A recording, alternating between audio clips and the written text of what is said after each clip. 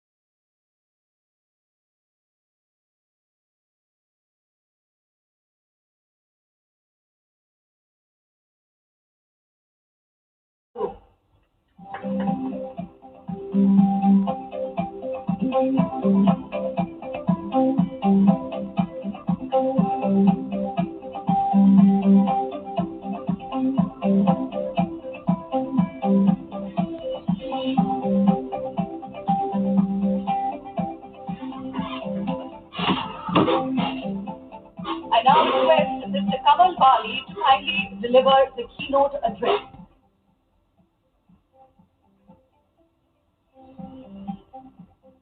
I now request Mr. Kamal Bali to kindly deliver the keynote address. Hello చెప్పండి. చెప్పండి.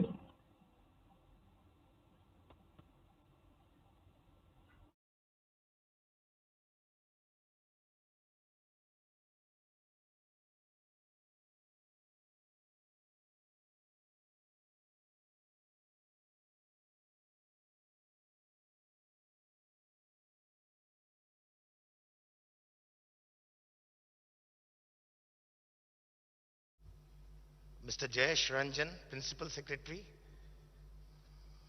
Ms. Mamta, friends in the audience, good afternoon and welcome back to this third session of the day. And I think probably one of the most important sessions where you will get a chance to listen to Mr. K.T. Ramarao, the gentleman who's an architect behind this whole movement of sustainable and electric mobility. Let's give him a big hand.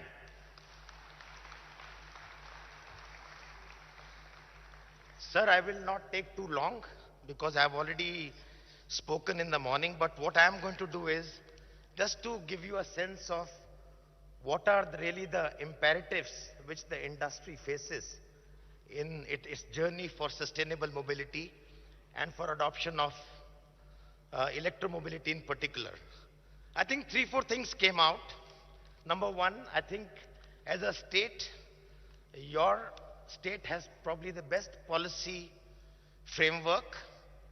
Your policy from 2020 to 2030 on EV is quite comprehensive and takes care of number of concerns of the industry. So that's the starting and a very, very good point for you as a state.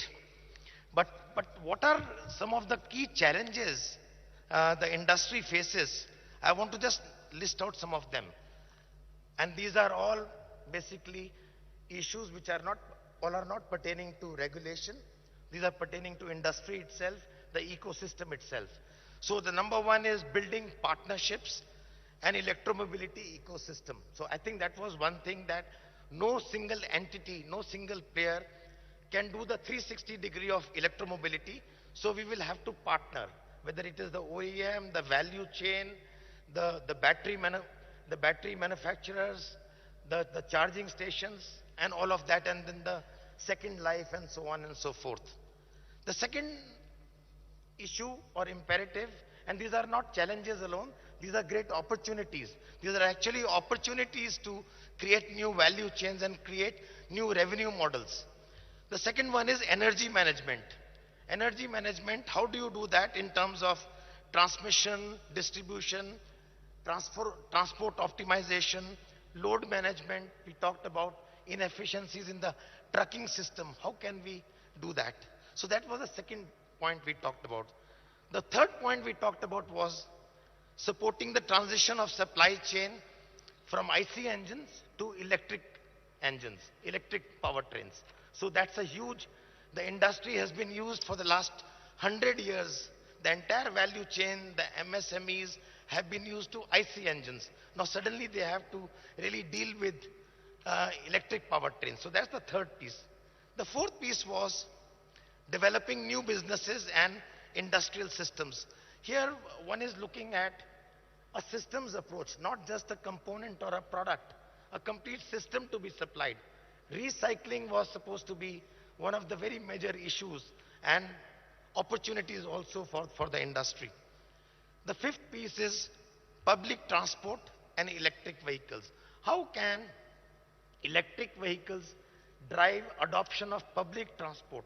Because one thing was found very, very clear, that while electric mobility will solve greenhouse gas emission problems, it will not solve the congestion problems in the cities if we do not use public transport. So we were looking at mobility as a holistic piece and not just electric part. The sixth point was R&D and the competencies which we need to develop, because it's a moving goalpost. The technology piece is getting up and up every day. How do we invest in R&D technology and take this forward? The seventh piece we talked about was skills and jobs. How do we create more jobs? How do we upskill our people? Because the skill sets required in the new regime, in the sustainable mobility, will be very different from the previous current regime. So how do we upskill our people and create more jobs for them? And finally was charging strategies. What are the charging strategies? Do we do battery swapping, or do we do depot charging, or opportunity charging, or even home charging? So these were some of the things which we discussed. But overall, we believe that the Telangana state EV and energy storage policy has, to a large degree, addressed many of these challenges. So that's the one good piece. We see that partnerships will play a key role. With that in mind, I see today's roundtable as a key step in that process.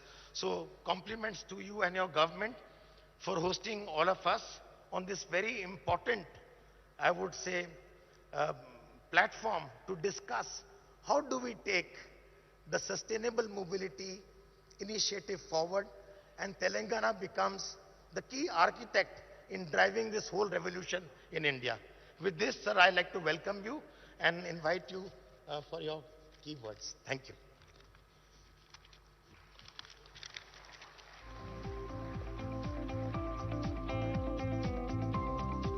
Thank you, Mr. Kamal Bali.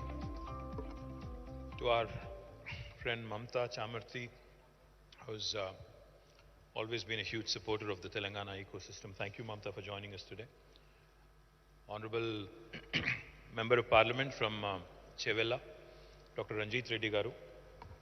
To our Principal Secretary of Industry, Commerce, Information Technology, Jayesh Ranjan Garu. To all the distinguished delegates who are participating in this event today, the Mobility Next Hyderabad EV Summit. It's a matter of great pride.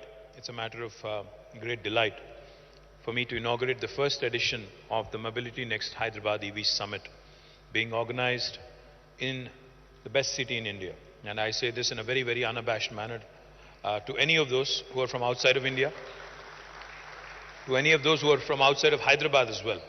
And by the way, this is not a self-certification that I'm doing or indulging in.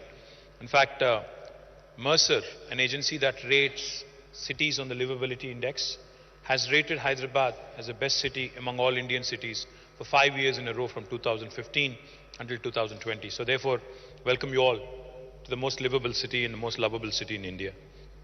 Climate sustainability is one of the most important agendas for governments and non-government organizations and for humanity at large across the world.